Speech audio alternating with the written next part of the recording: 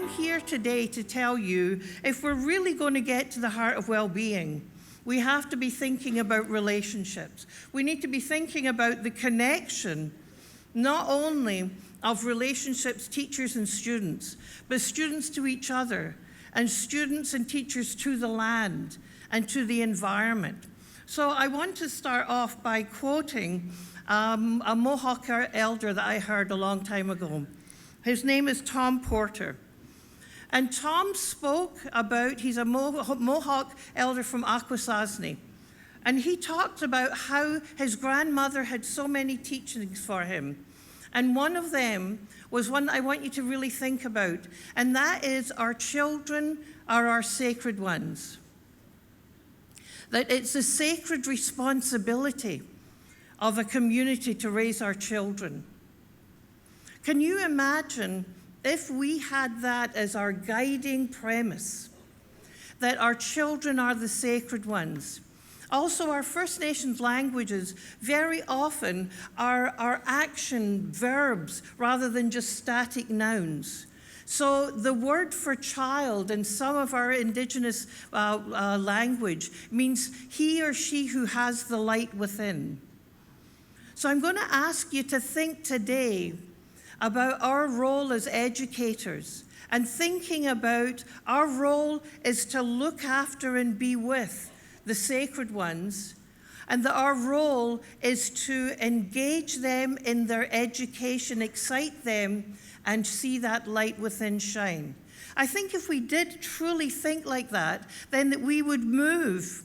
We would move from thinking about what I've called stuffing the duck, of having our wonderful curriculum and just stuffing it into kids, right? And kids are saying, we're just so full, we're full. And instead, what education is about is much more about filling the pail.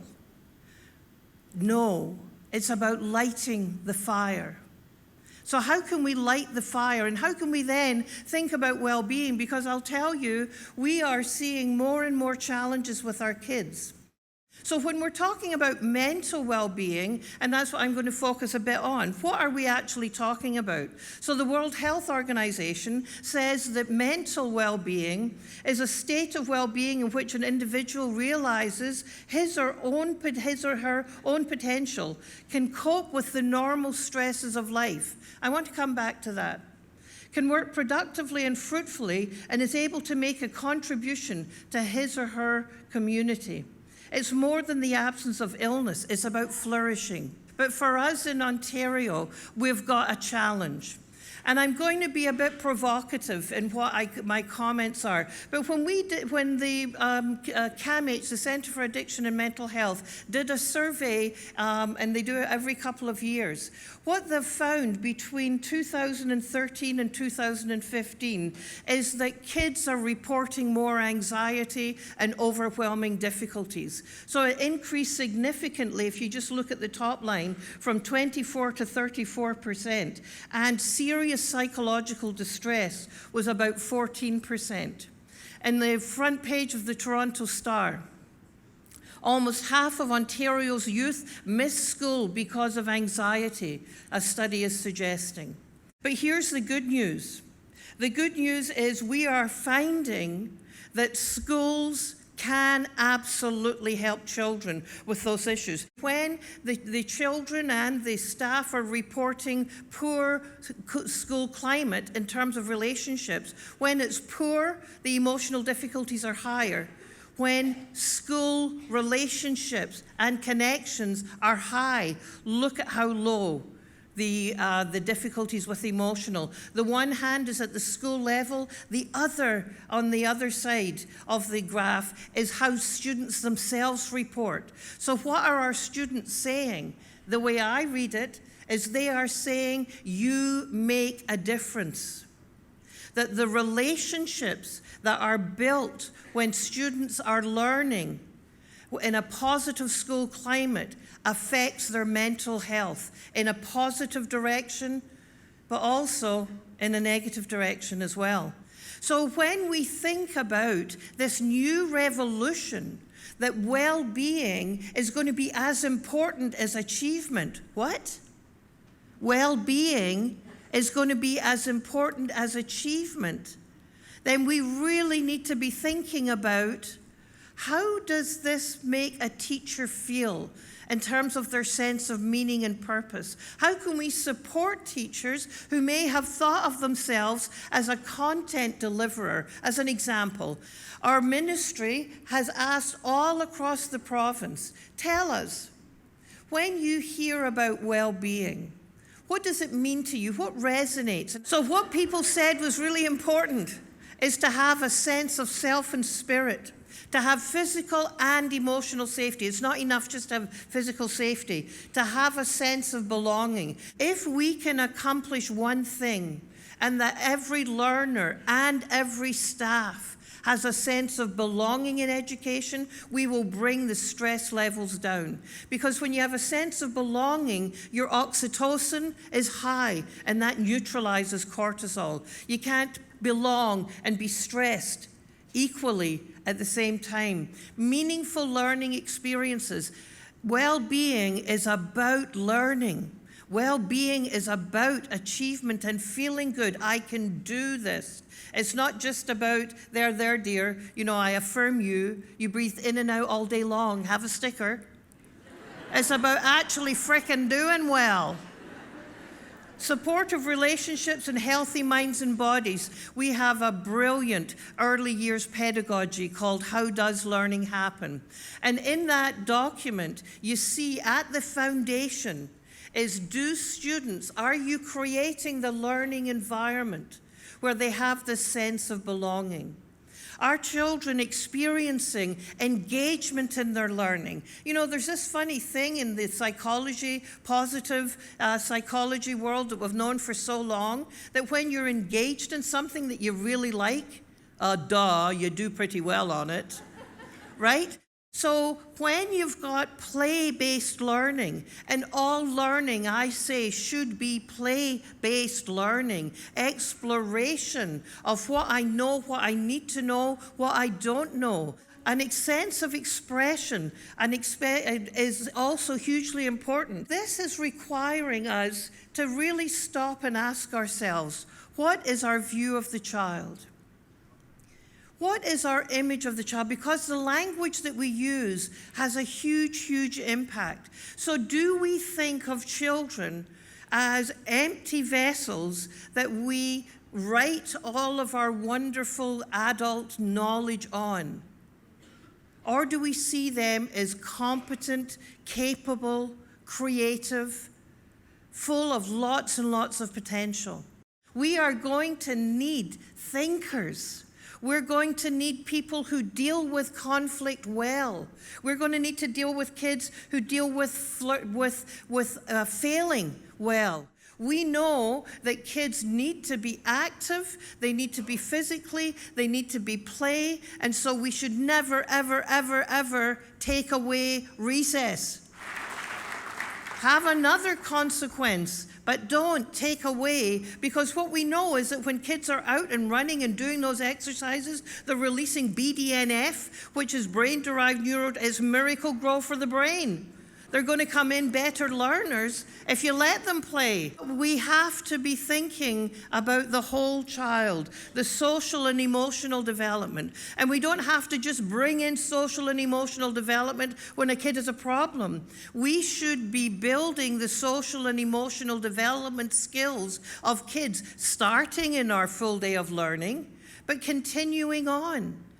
I'll tell you a worry. Here's my bit of controversy. I'm worried that we're focused a lot on mental illness. We have given kids language, but now when I hear and read that front page of the newspaper and hear that kids are almost half of kids are missing school because of anxiety, as a psychiatrist, one, it worries me because we will never have enough clinicians to treat that number of kids. But the other big thing here, and this is a bit of my controversy, is, are we taking away kids' coping strategies by reifying anxiety? Remember that anxiety is good. for us. It tells us, it gives us a warning that you need to do something different because of this feeling that you have, but feelings are not facts. We need to have ways of helping our kids cope with their anxiety. You know, we heard in a conversation recently, kids saying that, they have a lot of worry about what teachers expect. And rather than saying, it kind of sucks, man, that teachers ask different questions, different expectations, they said that it causes mental health issues. Well, it's not mental health issues, it's anxiety. And we have to learn how to deal with anxiety because the world is a pretty frickin' anxious place. And you can't be, do you know what I mean? I think we really have to be thinking about this, that somehow we need to strike the balance. Now, we have kids with disorder. I am not in any way minimizing the huge burden of mental health disorder. But I think we really have to be thinking about how within schools can we help kids develop the coping strategies, the engagement in their learning, the messages that I can do this is important. So we used to think that our genes determined how smart we were. We had this idea that the brain is kind of fixed. Well, what we now know is that the brain is plastic. It's not a question anymore, is it nature or is it nurture? Because now we know that nature and nurture interact with each other at different developmental times. And that the experience literally has the genes listening. What our littlest ones, our kids under 18, our teenagers, they are under construction. And I'm here to say that relationships and connections are literally building and sculpting the brains of our young people. How can we support teachers and students in their quest for human development? So why is this so crucially hinging on relationships? Because we are a social species. We are absolutely wired to connect. The brain is a social organ, and the modern human brain's primary environment is our matrix of social relationships. Create positive social experiences in the classroom. So here's something to think about. How can we take what Ontario is looking at, the global competencies, and saying we need in Ontario to be focusing more what are being called transferable skills. So here I have a hypothesis, and I've spoken about it, and Michael Fullen has written about it in his upcoming book. And that is, if you really do think about helping young people, and when I say helping, I mean teachers as gardener, teacher as setting the stage and the conditions for what the students are capable of to flourish and grow. If you set the conditions where you're actually thinking about critical thinking, where kids are examining what would happen if, and what did I learn from this? If we're supporting, as Sir Ken Robinson so beautifully describes, innovation and creativity. But you know what you need in order to be creative? Is you need downtime. So self-directed learning, it's so important. It's so important that kids are not only encouraged, but allowed to take ownership and direct their learning, what they're interested in, how they collaborate with others, how they learn about communication and citizenship and compassion. So my hypothesis is that if we truly helped our young people develop these competencies right from the very beginning, we're immunizing them against further mental health issues. Incorporates well-being will ideally prevent depression, increase life satisfaction, encourage social responsibility, promote creativity, foster learning, and even enhance academic achievement. But here's the big interferer, and that is stress. So I've said that we have given stress a bad name. We've given stress and anxiety a bad name. It's as if it's wrong to have anxiety. It is not wrong to have anxiety. It is dreadful to have unmanageable anxiety. But we need to be working upstream. So the Center for the Developing Child at Harvard talks about 3 levels of stress. The first level is positive stress. It's like us being here as presenters. It's a bit anxiety-provoking, but it sure gets the juices flowing. It's great. But then there's tolerable stress. Tolerable stress where there's serious, temporary stress, but it's buffered by relationship. This is where we need to be focusing. We have School Mental Health Assist in Ontario, which I encourage you all to Google, School Mental Health Assist, which is talking about how we can create mentally healthy classrooms, how teachers don't need to become therapists. Please don't. You've got enough on your plate. But you can absolutely make a difference with the kids' anxiety. The stress we worry about is toxic stress. And I worry, as a child psychiatrist, as I do my talks all across the country, that more and more children are experiencing stressors that they experience as toxic. So what's it like? It's like walking home and you run into a bear. Suddenly, deep inside your brain, in your limbic brain, your amygdala, your fight or flight organ, sends off wild signals. It says, watch out, be on guard, this is dangerous. So what's happening when that goes off is I just want to go back. So when that happens, you've got your amygdala fires. It releases adrenaline, which makes your heart rate go fast and you sweat. It releases cortisol, which is our stress hormone. And that cortisol is good in the immediate because it gives you energy to get running. It helps with your vessel, all kinds of things. The problem occurs when that bear is always there. When that bear is always there, then you see the cortisol is up and up and up. It stays up. The adrenaline is firing. And an organ in the brain called the hippocampus, which is the teacher's friend, new learning and memory, when it gets turned on, it will say, okay, chill out, there's no problem here. The bear's gone.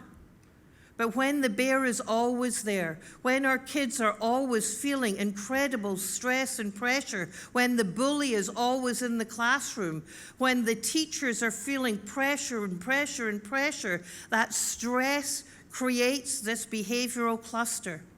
The behavioral cluster of irritability, poor memory, difficulty focusing. This sound like anything to anybody? It's ADHD. It's trauma. It's so many symptom clusters that we see kids nowadays having. This is a wake-up call. The kids are our canary in the mine shaft. We have to be paying attention to their well-being and what we're hearing about their mental health issues. We as educators, I teach at the medical school, need to be thinking about how are we buffering the stress of our students. I'll tell you how we do it is through relationship. But what does it take? It is welcoming, including, understanding. It's about relationship. Now, what do all students need? From Kathy Short, the head of School Mental Health Assist, a warm welcome, a smile, a connection to a caring adult every day, a chance to learn, a safe place to learn. You get the picture. We all have it in us. We are in a world moment where we have learned that when we balance and when we connect, our relationship, our connection to our young people, they learn, they thrive, they soar. We need to focus on achievement and well-being as partners in the journey as human developers. So I thank you very much for your wonderful attention and hope there was one or two things that you can take. Thank you.